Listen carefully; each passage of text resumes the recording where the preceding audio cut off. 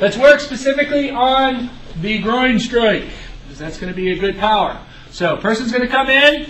A, put your hand against the bag so it doesn't hit you in the face. Then come down, tap, tap.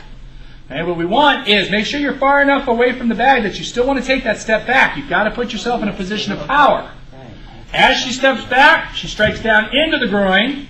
Okay, good noise comes out. Talking about the noise. So what we start to work on to teach the technique is you yell, "Peaches! Peaches!" I know, it makes you think about the process though. So as she steps back and strikes, peaches! Peaches! Then she's going to turn, hands on top of the bag, and the back knee throws a knee strike. Yelling out, making sure it goes, and then clear. Turn again. Yes, it matters which way you turn. Does it matter if you get away? No. As long as you escape, that's the ultimate goal. Again, everything I'm trying to show you guys and everything we do in the martial arts class is teaching body mechanics and economy of motion. So a lot of things like we've talked about. Why don't I break and then bring my hands all the way down to come back up and hit? Because you've got all that extra time and wasted energy. Same process here. We're going to step back and you hit. Peaches, this knee is already turned and primed to go. So your back knee is a better strike. So let's help you with that. Let's give them an elbow along the way. Okay, so when you step back, peaches, elbow, knee strike.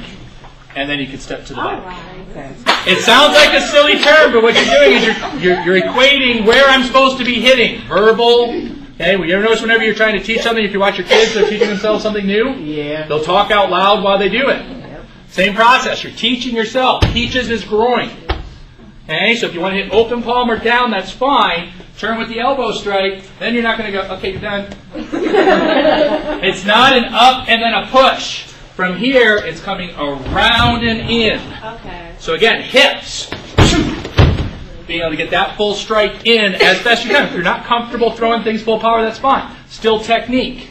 1, 2, 3. Step back into position. The timing factor down. When it comes to body mechanics and economy of motion, you've got to practice it with repetition to practice bias. So what I mean by that, so what's happening right now is most of you are going to be too quick. I just want to clean your clock! You need to practice the economy of motion as well as when to use this and when not to. The body mechanic aspect is always better to go too slow. Step back and strike. Finish that. Now what do I have to do? I have to turn and elbow. Get your balance back from that. Then I finish with a knee strike. Okay, you don't have to do all three. So Linda was saying, oh man, I forgot the elbow. Okay, so you hit them with the groin and the knee. You got 2 out of 3 instead of 3 out of 3. I got 1 out of 3 instead of 3 out of 3. Don't worry about the quantity. Worry about the quality.